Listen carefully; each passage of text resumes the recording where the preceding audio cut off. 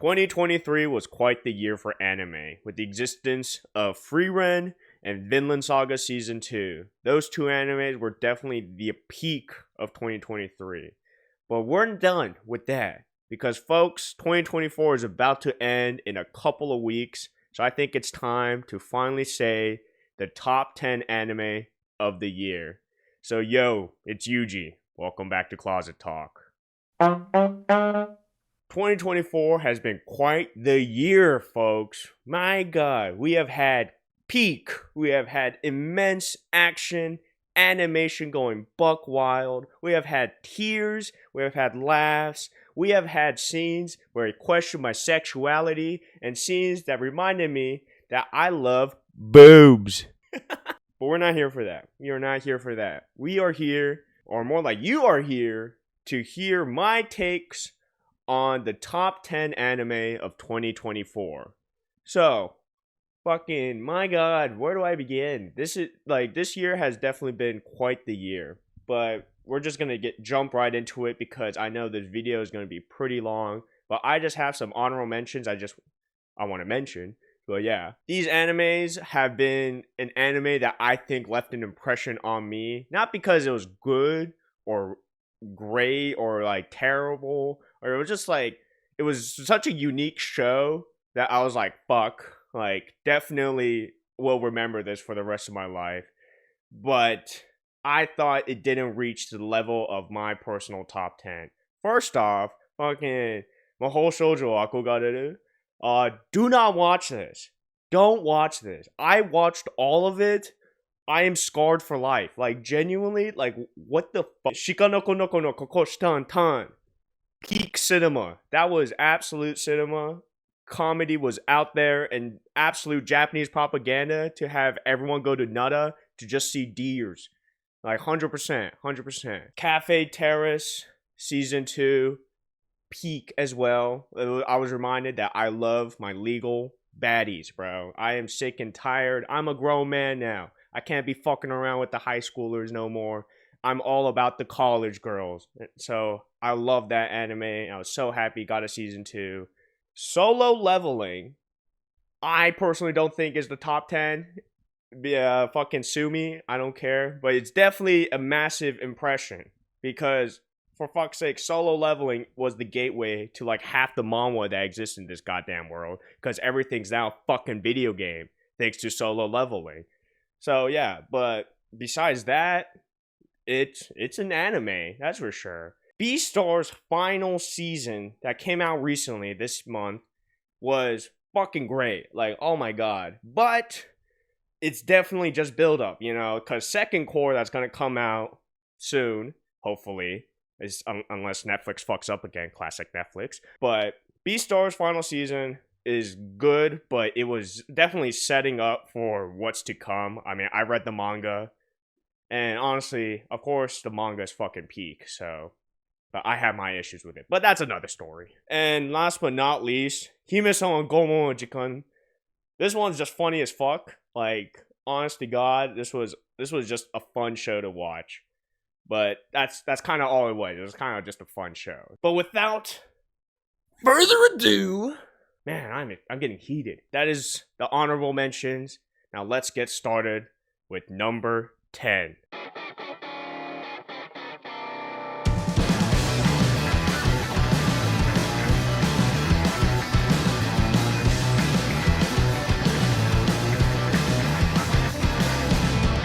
Number 10 on the list is Yatagarasu. This was just a great character drama anime. Because, my god, this was solid. The writing was very solid. The drama was there. The mystery was there. And there was just a lot going on. So, basically, there's the Lord, the Kinu, and he's trying to get married, right? And there's a princess from each Cartesian direction, north, east, south, and west. And we just trying to learn about each princess and if they're worthy. But that's not even the point, because there's just a lot of fucking shit going on, as in drama. There's, of course, assassinations and stuff, you know, typical royalty crap. But even then, just saw like, oh, we don't like this current leader because he's not the real fucking whatever thing. Man, I suck at explaining this. But basically, it was just solid. It was a very solid drama, but then it got very iffy because first core was about finding the proper spouse, and then it just kind of jumped at the last episode. Pacing fell off hard, honestly. Like, it fell off all over the place. And then second core, just like completely different storyline, and there's like monkeys now. It's like okay, but then there was a whole mystery that we find out that humans do exist in this world, and we're like, oh, but humans are not supposed to know the existence of the Yatagarasu or the crow people or the monkey people. So it's all like, what the so there was a whole mystery on that, but they did not dive into it at all in the anime. It was very borderline, but it was still such a solid character drama that I had to have it at my top 10. God, I wish I had my whiteboard. The whiteboard would be so fucking helpful right now, but whatever. That was number 10. Now off to number 9. 夢の続きをリライト聞こえますか未来君と声を重ねて届ける始まりのナンバー夢に届け Number 9 on the list is Seiyuu Radio no Uraemote. I know for a fact half of you watching this video have never heard of this anime or watched it, and I don't blame you. This is just an anime for me personally that I was like, I just love because it is an anime about voice acting.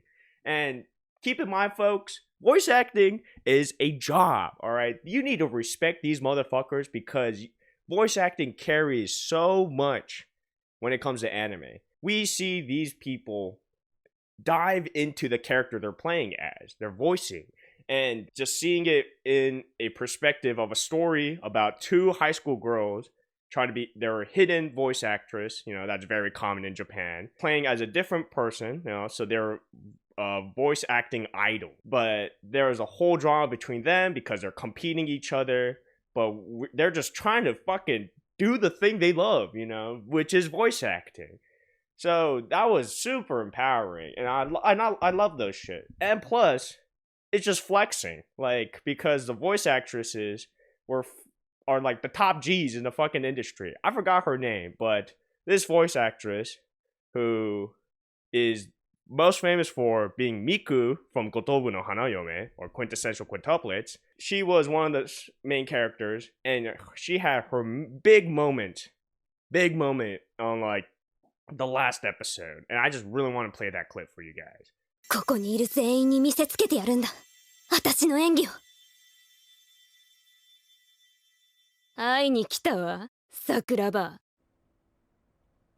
白百合また私は結局今の今まで一度もあなたに勝てなかった今回もそうまともにやったら勝てないだけど期待のリミッターを外せばあるいは行くぞリミッターをぶっ壊して突き抜けてやるバカなことをそんなことをすれば機体の温度が上昇し続け機体もパイロットも無事ではあ白百合あなたまさかええ私が勝っても負けてもこれが最後決着をつけましょう桜庭いけるいけるいけるいける今度こそ桜庭に届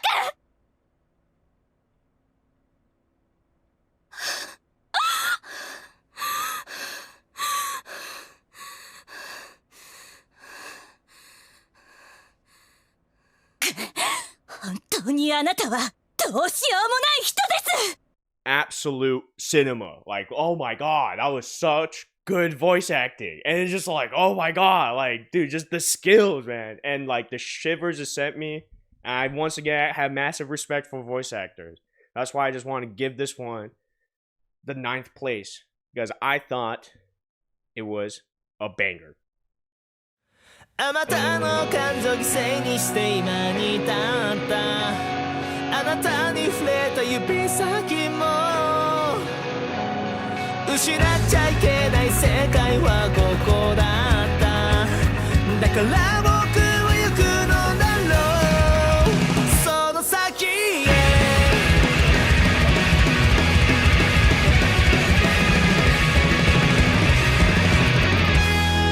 Number 8 goes to Mushoku Tensei Season 2 Part 2.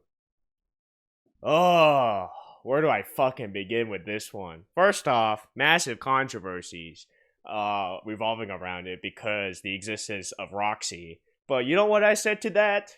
Fuck you, people. This shit's still fire because, oh man, Rudius has gone through some shit, bro. Like he's fucking man. But like season 2, part 2 was freaking epic. It was just so solid. The animation quality was insane. Of course, Studio Bind just being specifically made for Mushoku Tensei. The cinematic, the fighting, it was freaking dope. And they finally rescued his mom, and it was awesome, or so you thought. But so if you don't want to get spoiled right now, skip to the next timestamp. But I'm just gonna talk about spoilers from here.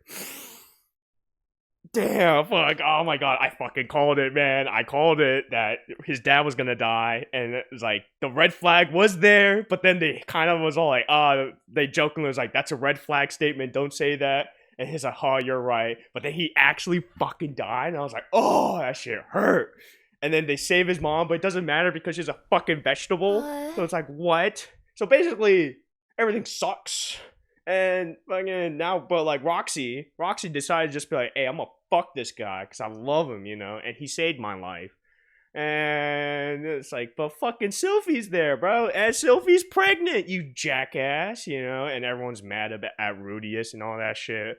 But in my opinion, W Sylphie, bro, like she is the goated wife. She is wife number 1, bro, and she respects Roxy. It's like, you know, Roxy, I get it, man. He's a hot-ass motherfucker, and I don't blame you for wanting to have sex with him. So how about we just have a threesome? And basically that's what happens. I'm just kidding. But yeah, I was like, I get why people are mad, you know, because it's not common for polygamy to be a thing. But keep in mind, this is like a fucking fantasy world, first off. And 2, it's a fiction story.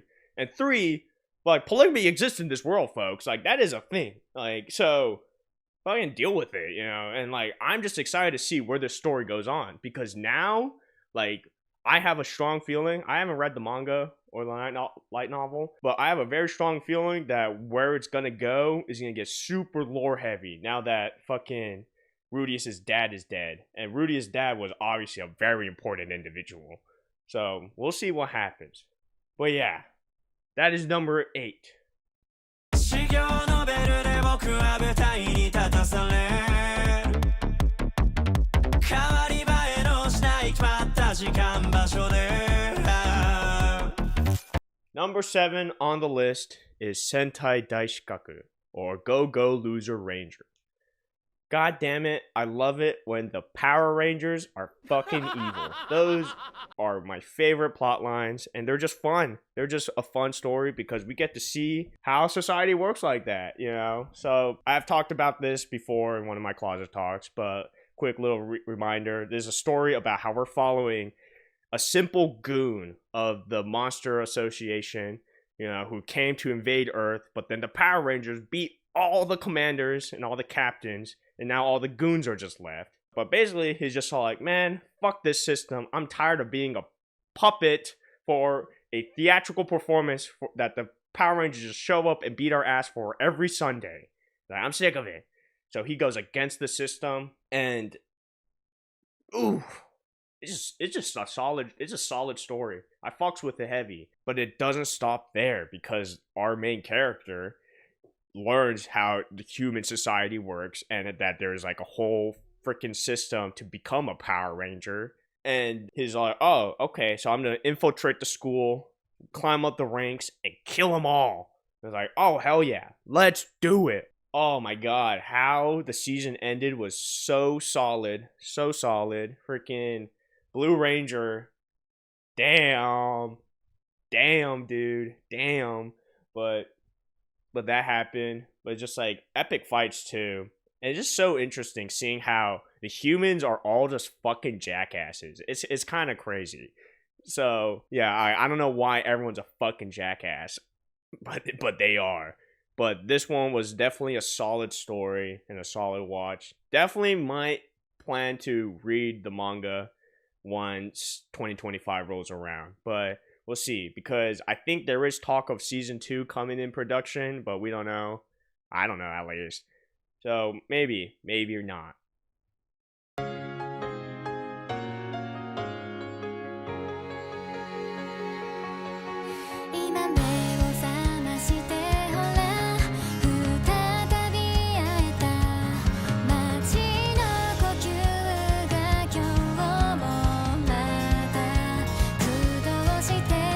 Number 6. You're gonna hate me, but I don't fucking care. Gimai Seikatsu, the day in the life with my stepsister. This is just solid. I have talked about it already in a closet talk specifically. I stated that this was the trash of the season. I honestly felt like I insulted it, because this was just such well-directed anime. Like, wow. I'm just shocked that I fuck with the step siblings plotline. And I've talked about it enough. I've glazed it, but I just want to glaze it again. Like, the way the story is told, how it is quite literally a diary of how each character feels about one another, and just like seeing their relationship grow and just trying to figure out what living with another person feels like, and especially with the opposite sex and the same age. So you're just all like, huh, you know, I was like, is this normal to have these feelings for this person who's now my brother / sister? You know, it was just solid. It was just very solid, and I loved how they did the end. The ending was fucking great. Like, I was like, oh, that is a solid way to end the story. So it was like, bang, good fucking season. It was a good anime, good watch. Sue me, but I don't care. It was absolute cinema. I've said that like several times, but absolute cinema.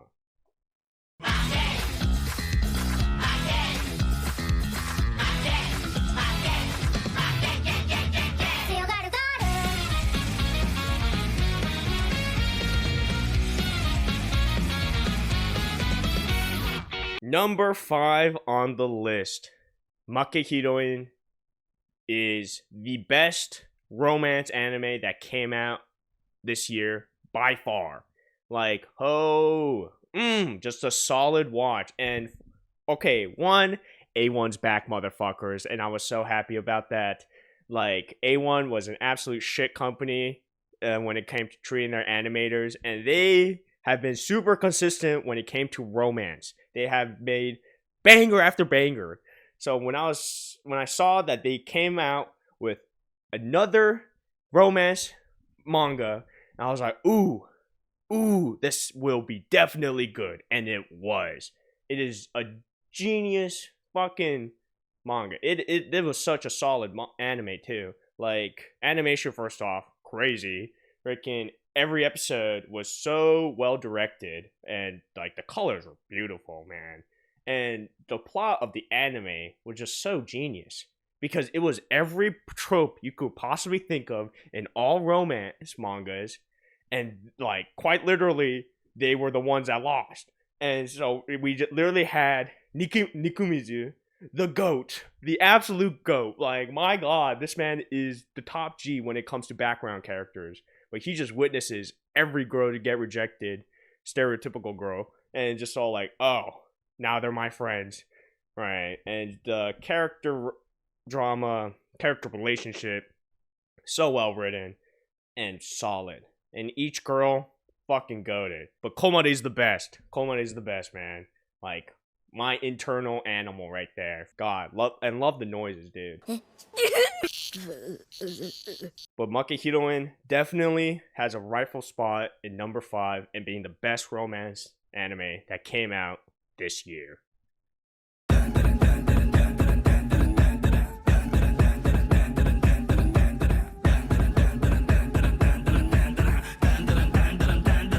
Dandadan. So, this sitting at number 4 might cause some controversy, but I have my opinions, what you will hear soon. But Dandadan was definitely fucking awesome. Oh my god. Like, first off, I have no issues with the anime itself. Story-wise and the animation, or if you're complaining about animation, actually go kill yourself, because come the fuck on, people. Science Suda, right? When I first heard that Science Suda was doing the anime, I jumped in joy. And like, people were like, "Oh, who's Science Suda, man?" It's like, you don't know the top, you don't know them, you don't know me, son. But it's like, yes, Science Suda doing the anime, freaking awesome. But the only issue I had with the season was that the fact that it got broken up. Because initially, from my knowledge and like my research, it was going to be 24 episodes. So 2 core, back to back, right? But like, sudden change happened, I think, in production issue, where they had to split up the season. So now season 2 is going to come out in summer. It's like, so 2 whole season break between season 1 and season 2. 6 months, guys. That's a lot of time. So when the season ended, episode 12 released, it was definitely, I personally felt that it was directed in a way that it was gonna continue, because I am like a huge stickler when it comes to ending a season. You know, you gotta end on a proper plot line and then like lead into what's coming next. But how the first season ended, it was definitely kind of abrupt, in my opinion. But besides that, it's fucking Dandadan. Like, the plot's I love the plot. Boy believes in aliens but doesn't believe in ghosts. Girl believes in ghosts but not aliens. And surprise, surprise, both exist. God, it's just so good. It's just a solid plot. And you guys are not ready for season 2, because I'm expecting the craziest animation for sure, from the fact that they're taking 2 seasons off for season 2. So, like, if you know, you know. So definitely look excited for season 2. But Dandadan has to sit at number 4 for me. Okay, quick little breather. Like, oh my god. Because now we're going to enter the top 3 anime of 2024. And at number 3, we have... 何度でも何度でもスケブこのくらいよルの怪獣になってもここに残しておきたいんだよこの秘密を Chi, or Orb. This anime is definitely the dark horse of the year. I feel like people are not giving this anime the credit it deserves. It is quite literally the biggest bat chest moment in human history, in my opinion. Because think about it. Back then, way back when, people have always believed that the Earth was the center of the universe and everything revolved around it. But imagine being the guy, figuring out, is like, oh my god, we move. We are orbiting the sun. It's like, we are not the center. Like, imagine the absolute mind blow you would have got when you figure that shit out. Heliocentrism. The whole belief. But just having the thought of it will get you killed, because that's how it worked back then. It's like, if you question the church, if you question what was being taught, you are a heretic and you are defying God and you are murdered. Or not murdered, but you are burnt at stake. So it's like, fuck, like, what am I supposed to do? Right? But like, people need to know. The truth needs to be told. And it's just such a solid fucking anime. It's so good. Because like, we just see these characters like slowly come to a new belief. You know, one of the main characters, Oxy, he was a massive believer in heaven and God, and he's like, this world is so disgusting that even looking up to the sky, I feel like I am being judged upon. But he slowly comes to learn and accept that even if I defy what is being taught through the Bible and through the church, like, my belief in heliocentrism will still lead me to heaven. And it's just like, oh, like the character growth is insane. It is so solid, and it is just highly recommend. I highly recommend watching this. Keep in mind it's gonna be 24 episodes, so 2 core. So the first half is currently done, but it's like, wow, like I'm just so excited to see where the story goes, and definitely Chi deserves to be respected, folks. So that's why I am sitting it at the number 3 spot. また夢から覚める濡れた窓を開ける苦しいほど思い残すと思い日の無力さを呪う身をいかれるような絶望も糧にはなろうか憧れに焦がれまま燃やし続けているキラキラ星さまのしたあなたのフェイスから輝いてかわいそうなラックフェイス全てをロックから救う眩しい光僕にだけ落ちる影はあなたのせい Yell at me all you want, you fuckheads. Oshi no Ko Season 2 was freaking amazing. My god, I can't glaze it enough. But Season 2 was beyond me. It was beyond me. I have stated it several times, right? That Season 2 was gonna cover the best arc in the entire manga, the theater arc. The theater arc is genius because it is diving into the characters I honestly care about. Arima and Aqua, you know, and just seeing them grow and just seeing how they think of the acting industry. So it's just all like, oh, like so cool. And there's also still the mystery of figuring out who Aqua's dad was and all that jazz. But even then, that's not even the point. What I am shocked by, what I am pure shocked by, was the anime direction.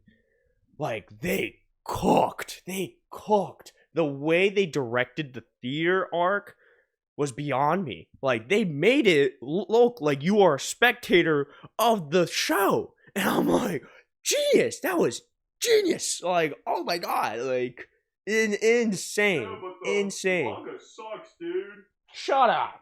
One, if you're complaining that you're like, oh, I'm not gonna watch season 2 because I know that the manga is gonna end terribly, is like, shut up. You're just freaking wrong. Like, how about you just create your own opinion, and instead of listening to other people's opinion, you just create your own freaking monkey brain. And 2, that's a terrible excuse because, come on, season 1 and 2 are so solid. Like, they were such a solid watch. And again, season 2 was beyond me.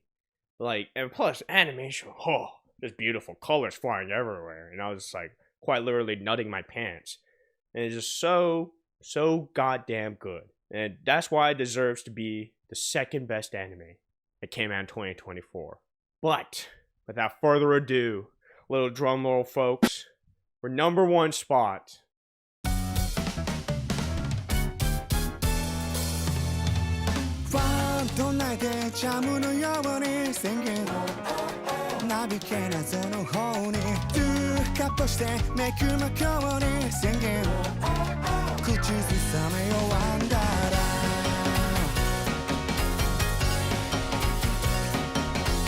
Dungeon Meshi. Alright, let's get a little serious, because I want to have a proper statement and opinion that gets respected, because I definitely fuck around a lot, but no, I generally need to talk about Dungeon Meshi seriously for a second. This anime was, first off, just quite literally perfect. The world building, the character relationship, every character was just so lovable, and it is so well thought. Like, any question you have within the dungeon and each layer, the author figured it out. It's like, oh no, there's an answer for everything. And even then, the overarching mystery of, oh, what is in the dungeon? You know, who is this royal king family that apparently lived long ago? It's like, that is the massive mystery that's being figured out throughout the story. And it is just so genius. It is beyond me. Like, I made a whole video about just talking about Dungeon Meshi and my excitement for season 2, definitely coming soon. Holy shit, I just realized that. But no, Dungeon Meshi was just wow. It was just so wow. It was just the massive wow factor that I was never expecting. Every episode is fun. You get a bit of everything. You get some giggles, you get some action, you get some horror. because you're just all like, oh wow, everyone's fucking dead, and you realize how much of a danger this journey is gonna be to reach the end of the dungeon. So yeah, I'm here for the ride. And plus, what I love about it the most is that they don't forget to eat. Like, the food is awesome. And plus, like, Seishi as a character is so thoughtful. He's just like always thinking about, like, oh my god, the gang has not had their nutrients. I gotta make a proper meal. And it's like, oh man, Seishi, you're too kind for this world. But no, genuinely, like, Dungeon Meshi is by far the best anime, in my opinion, that came out this year. Like, I feel like some anime hold a candle to it, you know, because of it's more action based and stuff. But when you're thinking about anime, one season is like, this is quite the season. Like, it was so, like, again, direction. It's all about direction too, and music, sound effects. Just like it had everything. I'm like, wow, Dungeon Meshi is special. And plus, it's Trigger. For fuck's sake, Trigger came back. And like, for the first time, it wasn't like a super flashy anime. It was an anime about fucking eating food in a dungeon. And I was like, yes, yes. So yeah, Dungeon Meshi, in my opinion, was the best anime that came out in 2024. Oh, and with that, that is my personal top 10 anime that came out this year. If you made it this far, that means you're a real one. And you actually care about my opinions. I love you for that. Thank you for watching, folks. But my gosh, what a year, folks. What a year. Definitely, though. All right, this is where I'm going to get a little personal and just start yapping a bit. So, definitely, 2023 was a better year for anime, for sure. There was just a lot more to watch within each season. Like, this year, like, summer was very dull, surprisingly, right? And summer is usually, like, pretty lively season. But no, in summer, the only thing that honestly shocked me was Gimai Seikatsu. So yeah, I was like, ugh. And like, even then, not just summer, the other seasons, it was only something on the weekends to watch. But like, last year, there was something to watch every day. You know, something that actually interested me every day. But this year, it was like, you know. But it is what it is. So we'll see what happens in 2025. 2025 is already quite the jam-packed year, folks. Like, Apothecary Diary Season 2 coming back. Dungeon Meshi, as I mentioned, Season 2 coming. Solo Leveling Season 2 is coming. Just a lot. It seems like a lot of big names Season 2 are coming back for 2025. But like, new anime, oh wait, Sakamoto Days, but oh god, we'll see how that goes. But yeah, definitely excited for 2025 and see what happens with that. But yes, that is my top 10 anime of the year. Let me know what your top animes were in the comments below. Of course, I love reading comments. Like, tell me, give me opinions, folks. Like, just like, let me hear your thoughts. Let me hear your thoughts. You know, just like, what do you think? What do you think of 2024? Was it a solid year of anime? I don't know. You let me know. But yeah. So, two things. Final two statements. First off, thank you all so much. 300 subscribers. Like, I never expected that. Like, let's keep it up, man. 300 people. I don't think I've met actually, that's a lie. I've definitely met more than 300 people. But the thought of 300 people actually liking my content is kind of crazy. So, mad respect and thank you so much. And number two, from now, I'm going to change my anime, Closet Talk anime formats when it comes to the seasonal anime. Because I don't think I talk about all the animes I want to talk about when I come to my watch list. I mentioned big name animes I would definitely watch, but like the download animes that I end up finding while within the season and then being like, oh, this is actually really solid, I never talk about. And I want to change that up a bit. So starting winter 2025, it'll be like a month into the season and then I'll release what I'm watching currently. It's not longer going to be a what's what am I gonna watch? It's gonna be what am I watching? So definitely look forward to that, folks. That way I get a better opinion on stuff and all that jazz. But yeah, that is all, folks. It has been Yuji. Thank you again for 300 subscribers. Let's keep it up. Let's go for 400. 400. But yeah, it's been Yuji. Thanks for watching.